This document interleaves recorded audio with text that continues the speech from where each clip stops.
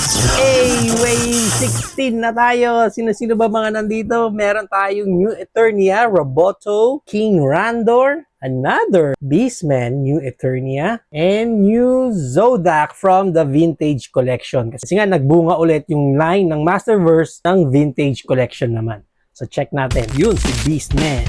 Itong New Eternia Beastman na to, meron pa rin naman to sa online. So, 1.8 din ang price niya. Pero medyo hirap pa siyang bumaba. At least 2 to 2K nga yung iba lumalabas dito. Pero minsan bumababa yung price niya in less than 1K. Pero bihira. Kaya kung makahanap pa yun ng mga nasa 1.5, good price na yun.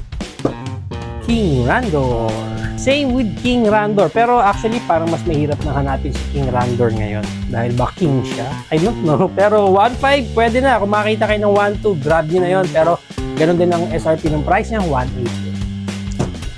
Sa Wave 16, meron tayo King Randor, meron tayong Beastman, wala tayong Roboto, and wala din tayong Zodak.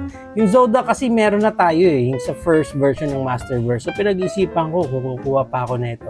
Pero parang kukuha tayo. Pero itong Roboto na to, definitely kukuha talaga tayo nito. Wave 16, dalawa lang meron tayo. Pero kahit pa paano, pwede na. Hanapin natin yung iba sa Wave 16.